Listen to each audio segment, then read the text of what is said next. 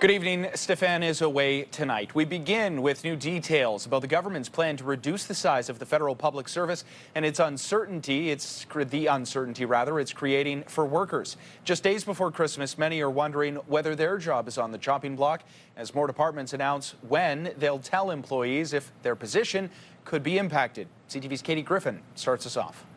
Yes, I'm one of the people that's received a notice. For Cathese and Andevel, the year is ending with uncertainty. Specifically, I have to compete against essentially my teammates for the number of positions that are left. He's one of about 700 employees at Natural Resources Canada who have received letters like this one as the department looks to cut around 400 jobs. He says some have been told they'll have to compete for a specific number of positions, others that they're immediately impacted or could be. It's not great because obviously, teammates I work with, like each other and we're all qualified. That's why we're in these jobs. So that's going to be, I think, kind of difficult to see how that process will go out. And I don't think there's a lot of clarity on how some of that stuff will happen yet. Several of the largest federal departments tell CTV News their employees will be notified in January if their positions are impacted, including Shared Services, Global Affairs, and Statistics Canada. It's all part of the federal government's plan to cut 28,000 jobs and find $60 billion in savings over the next 4 years. Just imagine you're trying to have a good holiday season and buying gifts for your family, and you just don't know, should you be buying those gifts? They don't know whether or not they'll have a job in the new year. It's really impacting our members. The government says the positions would be eliminated through job cuts, attrition, and early retirements, an offer Jacques Pinard is planning on taking. I'm already qualified right now, so there's not really much savings or incentives. It's just that I think I'm planning to maybe give my position to another that needs it. Katie Griffin, CTV News. And we are getting a better sense tonight of just how bad this flu season is already. CHEO says it is seeing unprecedented volumes of kids with influenza, stretching capacity to the limit. The hospital's president and CEO is calling this an early and intense start to the flu season, and it's really not hard to see why. CHEO says there have been 569 positive flu tests so far in December alone. That's compared to just 13 in the same period last year. That is 44 times higher than in 2024, and that is despite the fact the hospital says there has been a slight drop in the number of patients admitted to the hospital with the flu over the past week. The rampant start to the influenza season is also leading to widespread student absences. Ottawa Public Health says data from Ottawa school boards shows the absence rate due to illness is at 8% this week across elementary and secondary schools. The peak last year, for a little bit of context, was below 4.5%. One pharmacist tells us demand for the flu shot has been steady and issue is not an issue. It's still not too late. It only takes about 2 weeks to get that immunity built up. Flu season goes right until April, so if you were to get vaccinated now, you will have some immunity kind of through the Christmas holidays, and you'll have it, by January, you'll still have some good immunity to get through the season. Sorry, supply is not an issue. He also says there is normally a lull in vaccinations this time of year. However, earlier this week, we learned 3 children have died of flu-related complications in our region in just the past 2 weeks, and that has led to many families coming in to get their flu shots. And it is that time of year, of course, where we start talking about influenza, and we also start talking about the weather dropping, a lot of ice out there tonight. Jackie. Well, we saw a little rain move through earlier this evening, but it's since cleared. Mainly cloudy skies for overnight, and tomorrow we are likely going to see those continue, really. We might even see a little bit of sunshine, but Friday, though, we are anticipating heavy rainfall moving through eastern Ontario. Those details in just a bit. But right now, overnight lows about -8, -7 to start us off. Mainly cloudy skies. We're getting to a daytime high of about 4 degrees, but again, we will see a touch of sunshine, but mostly cloudy skies. We'll have details and much more in just a bit. Well, it is one of the most difficult times of the year for local charities right across our region. Those in the profession of helping people are warning that donations are down this holiday season, even as demand continues to climb. CTV's Caitlin Wilson has more. Perfect. Thank you very much. Merry Christmas. People are really generous. It's wonderful to see. For Michael Tittman, that kindness is personal. It goes back generations to a story his mother once told him. My mother told me when she was quite young, there was only her and her sister, and her father had passed away, and she said that without the Salvation Army, she would have starved to death. That's a young girl. And now with bells in hand, it's why he volunteers. It's his third year with the Salvation Army's Kettlebell campaign. But this year, generosity is facing new pressure. Certainly, the spirit of generosity certainly hasn't diminished, but it's just taking on a bit of a different look these days with so many Canadians struggling with making ends meet. The Salvation Army says donations are about 25% lower than at this time last year, even as demand for help continues to rise. And they're not alone. A new study by the Fraser Institute shows charitable donations in 2023 hit a 20-year low. In the same manner that it is a difficult time for families, everyone is witnessing the impact that the inflation and the higher cost of living. The Caring and Sharing Exchange says it still has more than 2,000 families waiting to see if they'll receive a voucher or Christmas hamper this holiday season. This year, the need jumped from 9,000 to 11,000 families looking for help putting food on the table. We will try and make ends meet for the families that are on the waiting list. It's just a matter of how much we'll be able to receive in donations between now and then. Back at Walmart, with just 55% of the Salvation Army's $325,000 goal for Ottawa reached so far, Tittman says there's one thing that keeps him coming back.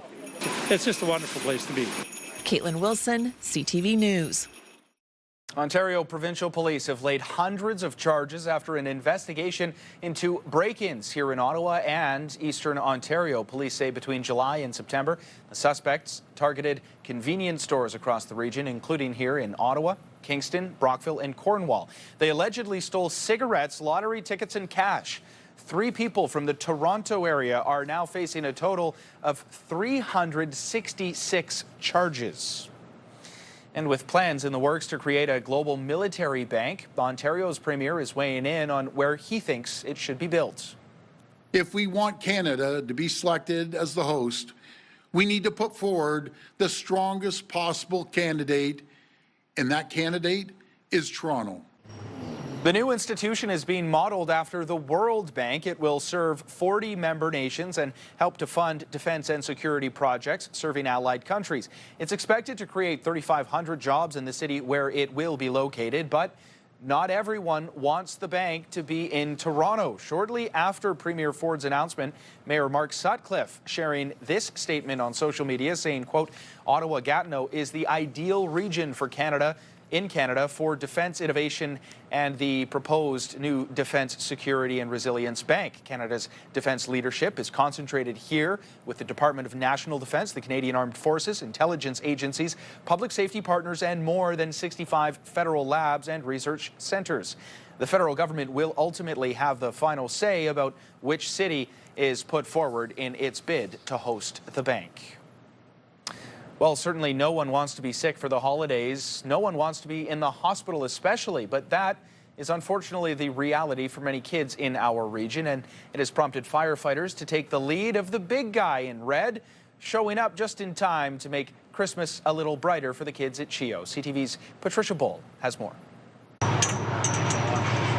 When outside CHEO there arose such a clatter, it's Santa in truck, not sleigh, ascending the ladder. The repeller elves have come down to say hi to the kids through the windows at CHEO. A drop-in visit from firefighters carries its own kind of Christmas magic.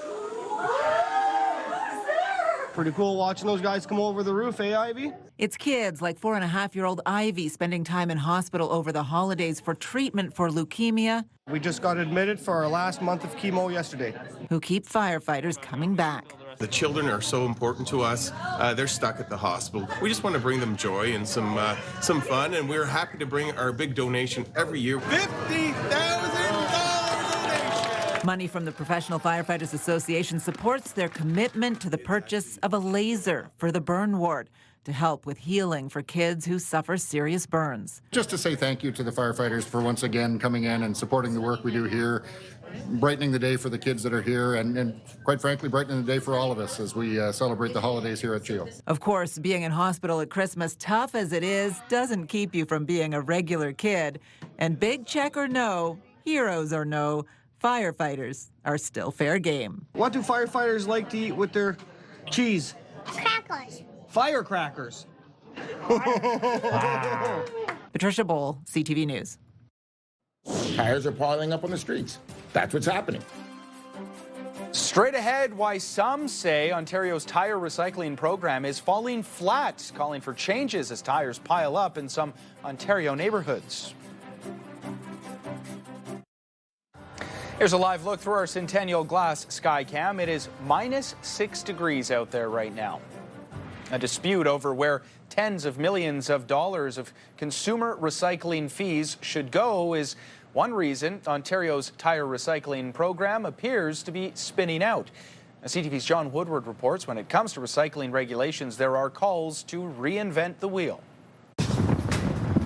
The crew from All-Star Transportation and Tire Recycling is collecting scrap tires from a car dealership in Etobicoke. We're just here trying to get the last load of the year. But owner Scott Kavanaugh says he's not filling his truck up much these days. We're not getting appointments to do much more, so can't afford to keep the truck on the road if we're not emptying the trucks and filling them. Tires piling up around Ontario because something's gone wrong with the province's tire recycling system. Tires are piling up on the streets. That's what's happening. Many of these tires have nowhere to go, in part because one of the bigger processors, E360, closed its Barrie plant and laid off about 110 people, said CEO Danny Ardolini. 2024, we're roughly owed around, I call it $35 million. We continued on for a full year without getting paid. But then we just couldn't do it anymore, so we had to stop. What's at stake here are the fees that consumers pay to recycle tires, fees that add up to tens of millions of dollars a year. Consumers pay around $5 a tire to the tire producers who are supposed to use the money to pay to recycle them. But Ardolini says that's not happening. He says the problem has only gotten bigger since tire producers paid a $7.44 million settlement for falling short of targets in 2023. Just enforce the regulation. It's as simple as that. Ontario's recycling regulator told CTV News it's not involved in commercial disputes, but has reminded tire producers they are required to continue collecting and recycling or retreading tires from the collection system, whether targets are met or not. Those targets were reduced this year, another factor behind the piles of tires, Kavanaugh says, worried about a worst-case scenario. They catch on fire. They do a lot of damage to the environment. They're not easy to put out. Kavanaugh is launching a petition to reform regulation of the tire recycling industry and hoping something changes because he says it's just going to get worse next year. John Woodward, CTV News. Pretty cold out there in Ottawa when you factor in the wind. A lot of ice out there, too, as we take a full look at the weather forecast. Jackie.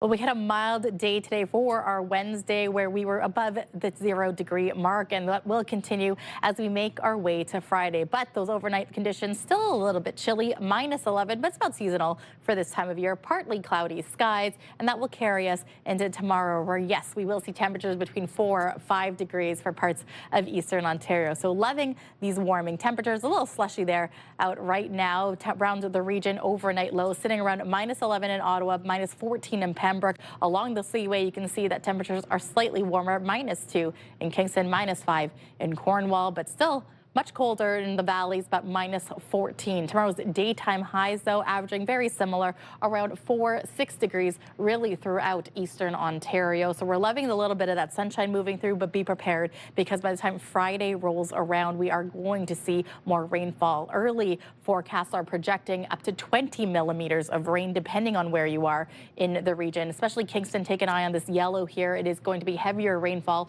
than parts of Pembroke throughout the day. Ottawa could likely see that always coming through as well. So there could be a risk of the heavy rainfall moving through. So keep an eye out on this. 4 degrees for our daytime high for Thursday. And this is part of their 7-day weather forecast, which is brought to you by Pressler Law Firm. You don't pay unless we win. Call 1-800-JUSTICE. All right, Thursday, 4 degrees the daytime high. Overnight lows, 1 degree, which we like seeing.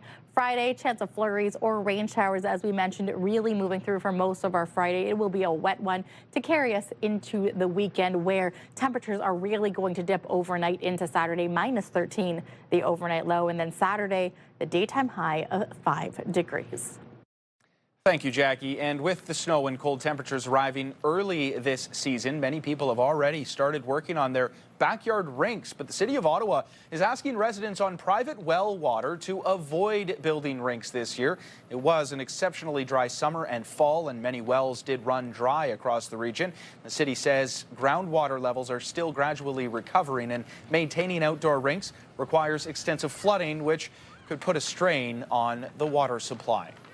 Not much rest for the Ottawa Charge, continuing their West Coast road trip after a tough loss to Vancouver last night. Tonight, they're in Seattle taking on the Torrent. Carpenter with 7 seconds left on the timer.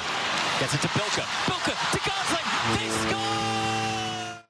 And a tough start to this one, a tough start to the year for Ottawa in general. The team looking for just their second win on the season. And yeah, a rough way to end the first period there. Seattle taking the 1-0 lead. This game is still underway right now.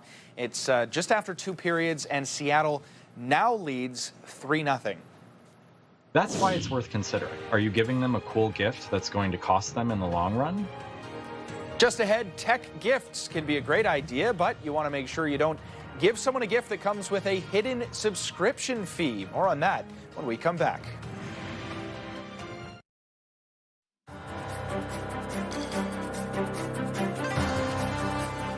Christmas is just over a week away, and you may still have some names to cross off your shopping list. The latest high-tech gifts like fitness trackers or smartwatches, those can be great options, but you need to be careful that they don't come with ongoing subscription fees. Here's CTV's Pat Foran. Flashy tech gadgets are everywhere. It's the holiday season. We're going to see a lot of things that we love. Before picking out a tech gift, lifestyle and tech influencer Jennifer Hernandez reads the small print and checks for subscriptions.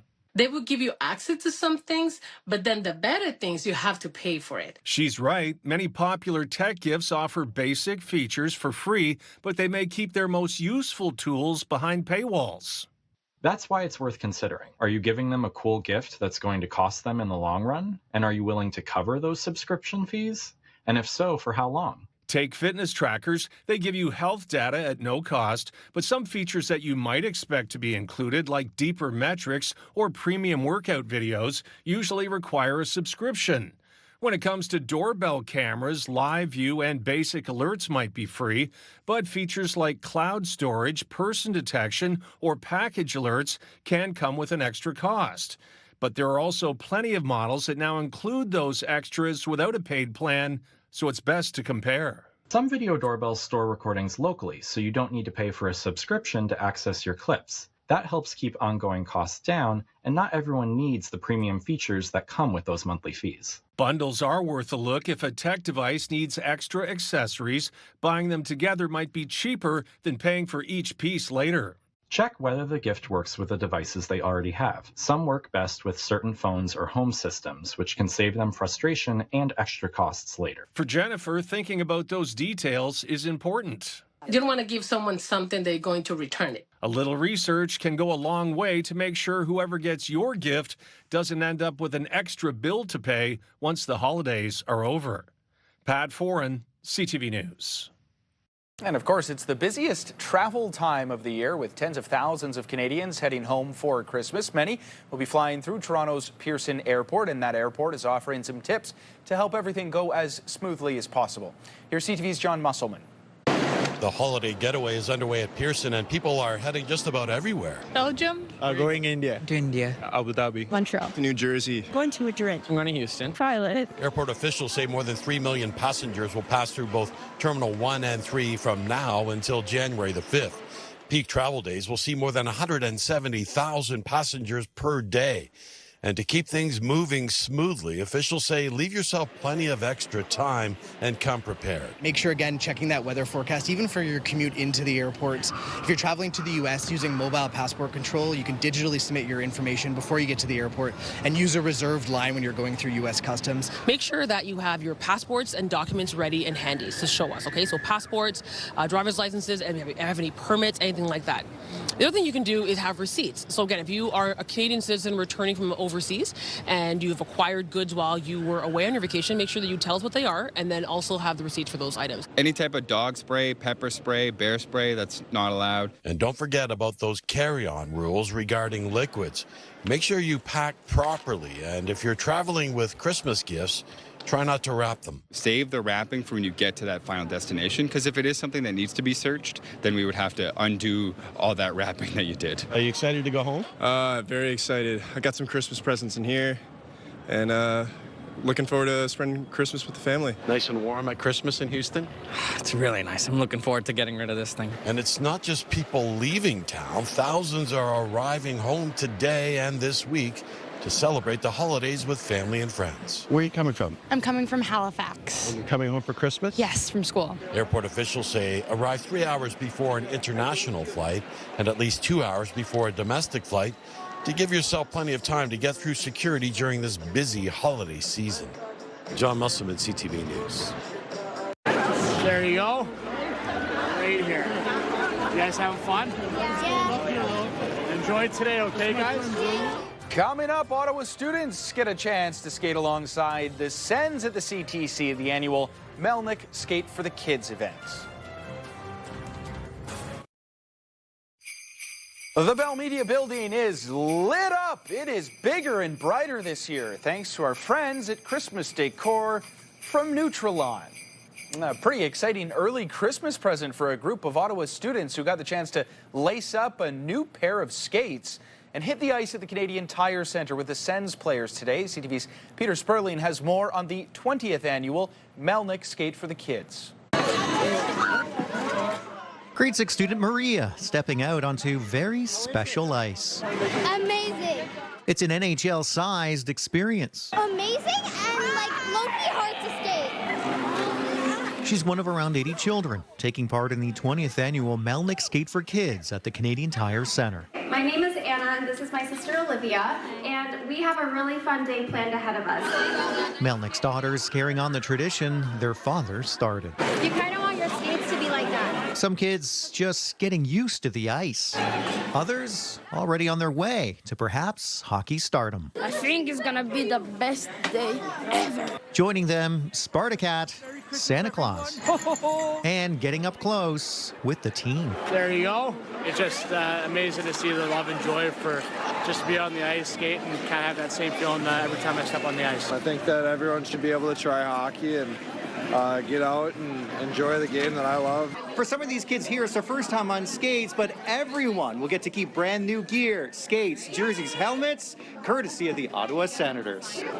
It's just all about getting kids together for the holiday season and providing them the opportunity to, get equipment, hockey equipment, get skates, helmet, a jersey, and then selfishly from an organizational standpoint, make some new Sens fans. I'm a little speechless. I don't think they've ever expected to receive all these amazing gifts and opportunities. And an experience, memories made to last. Peter Sperling, CTV News.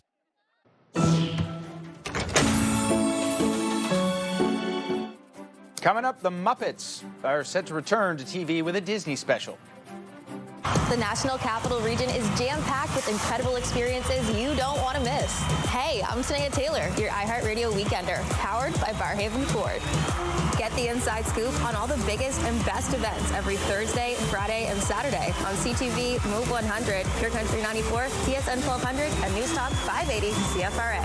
iHeartRadio Weekenders is powered by Barrhaven Ford, Ottawa's newest and largest Ford dealership, and Ontario's #1 Ford EV dealer. There's a live look through our Centennial Glass Skycam. It is -6 degrees out there right now. Will things warm up? Will they stay cold? I'm not going to answer that. I'll let Jackie do it. It'll be a chillier start to tomorrow morning. However, not as cold as what we've seen the last couple of days. -8 to kick things off. But then we're getting to a daytime high about 4 degrees. And you can leave the umbrella at home. You could leave the gloves at home, maybe even the mitts. I saw somebody with shorts today, but I don't think we're quite in those temperatures. -6 degrees, positive side for our Friday. That's when you will need your rain gear because we could see up to 20 millimeters of rain. Thank you, Jackie. And finally for us tonight, the Muppet Show is set to return.